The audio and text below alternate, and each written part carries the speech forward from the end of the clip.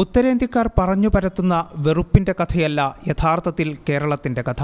അത് സഹവർത്തിത്വത്തിന്റെയും മാനവികതയുടെയും ചേർത്തുപിടിക്കലിന്റെയും മഹാമാതൃകയാണ്. അതിഥി തൊഴിലാളികൾക്ക് അവരുടെ മാതൃഭാഷയിൽ ജുമാ നമസ്കാരത്തിന് ഖുതുബ നിർവഹിക്കാൻ അവസരം നൽകി അവർക്ക് ആത്മീയ കരുതലൊരുക്കിയാണ് മലപ്പുറം അതിന്റെ യഥാർത്ഥ ചേർത്തുപിടിക്കലിന്റെ രാഷ്ട്രീയം വെളിപ്പെടുത്തിയത്. എടവണ്ണ ലിജ്നത്തുൽ ഇസ്ലാഹി മഹല്ല് കമ്മിറ്റിയാണ് അതിഥി തൊഴിലാളികൾക്ക് മാതൃഭാഷയായ ഹിന്ദിയിൽ ഖുതുബ നിർവഹിക്കാൻ സൗകര്യമൊരുക്കി ജുമാ മസ്ജിദ് തുറന്നുകൊടുത്തത്. തൊഴിലിനും ഉപജീവനത്തിനുമായി കേരളത്തിലെത്തുന്ന ഇതര സംസ്ഥാന തൊഴിലാളികൾക്ക് തങ്ങളുടെ ഭാഷയിൽ ആത്മീയ സന്ദേശം കേൾക്കാനുള്ള അവസരം അപൂർവമാണെന്ന തിരിച്ചറിവാണ് മഹല്ല് കമ്മിറ്റിയെ ഈ തീരുമാനത്തിലേക്ക് നയിച്ചത്.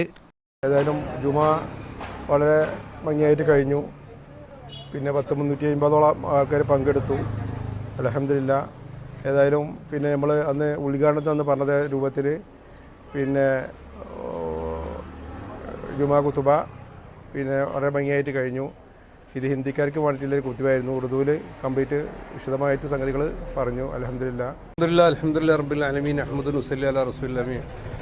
അൽഹംദുലില്ലാ. സഹോദരന്മാരെ, ഇതിവിടെ ഒരു വലിയ ഫിക്കറിൻ്റെ പേരിലാണ് നമ്മുടെ ഈ പള്ളിയിൽ ജുമ ആരംഭിക്കുക. കാരണം ഇത് കമ്മിറ്റിൻ്റെ ഇതിൻ്റെ ഈ പള്ളി പുനർനിർമ്മാണത്തിൽ തന്നെ ഒരുപാട് ഫിക്കർ ചെയ്തിട്ടുണ്ട്. കാരണം ഇവിടെ അന്യ നാട്ടിൽ നിന്ന് വരുന്ന തൊഴിലാളികൾക്ക് അവർക്ക് അവരുടെ ഭാഷയിൽ ഖുതുബ നടത്താനും അവർക്കതിൻ്റെ തർഗീബ് കിട്ടാനും അവരുടെ ജീവിതത്തിൽ മാറ്റം വരാനും അവരെ ഖുറാഫാത്ത് ബിദഅത്ത് ശിർക്ക് ഒക്കെ അവരുടെ ജീവിതത്തിൽ നിന്ന് പോയിട്ട് ഇവിടുന്ന് നല്ല തൗഹീദ് അവരുടെ ജീവിതത്തിൽ ഉൾക്കൊണ്ട് അവരുടെ കുടുംബം അവർ നാട്ടിൽ പോയിട്ട് ദീനിൻ്റെ പരിശ്രമം ചെയ്യുന്ന രൂപത്തിൽ അവരെ മാറ്റിയെടുക്കണമെന്നില്ല കമ്മിറ്റിയുടെ അതിലെ പ്രധാനപ്പെട്ട വ്യക്തികളുടെ ഫിക്കർ കാരണം അല്ലാഹു സുബ്ഹാനഹു വ തആല ഇന്ന് അത് നമുക്ക് ഇവിടെ നമ്മുടെ മുമ്പിൽ നമുക്കത് കാണിച്ചു തന്നിരിക്കുകയാണ്. മുൻപ് നിസ്കാരപ്പള്ളിയായിരുന്ന കെട്ടിടം പൂർണ്ണമായും ശീതീകരിച്ച് ആധുനിക സൗകര്യങ്ങളോടെ ജുമാ മസ്ജിദായി നവീകരിച്ചാണ് അവർക്ക് തുറന്നുകൊടുത്തത്. എടവണ്ണ ജാമിഅ നദവിയ്യയിലെ ഖുർആൻ അധ്യാപകൻ ഉറുദുവിൽ ഖുതുബയ്ക്ക് നേതൃത്വം നൽകി. പള്ളിയുടെ ഇരുനിലകളും നിറഞ്ഞ് വിശ്വാസികൾ പുറത്തേക്കും നിരന്ന കാഴ്ച ഹൃദയസ്പർശിയായി. സമീപ പ്രദേശങ്ങളിലെ ഇമാമുമാരുടെ സഹകരണത്തോടെയും തൊഴിലാളികളുടെ താമസ സ്ഥലങ്ങളിൽ നേരിട്ട് വിവരം അറിയിച്ചുമാണ്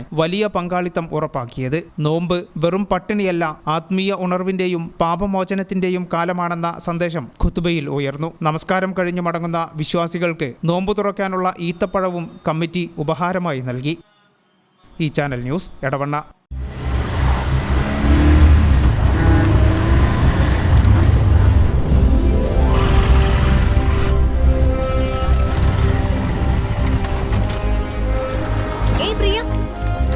എനിക്ക് നല്ല ടെൻഷനുണ്ട്. അയ്യോ ഒരു മിനിറ്റ്. അച്ഛ PG എൻട്രൻസ് അല്ലേ, മനസ്സറിഞ്ഞ് ഒന്ന് പ്രാർത്ഥിച്ചേക്കണേ. പഠിച്ചത് മാത്രമേ വരുള്ളൂ മോളെ. അഡ്മിഷന്റെ ഫീസിന്റെ കാര്യത്തില് അച്ഛനൊരു വഴി കണ്ടിട്ടുണ്ട്. വരിക.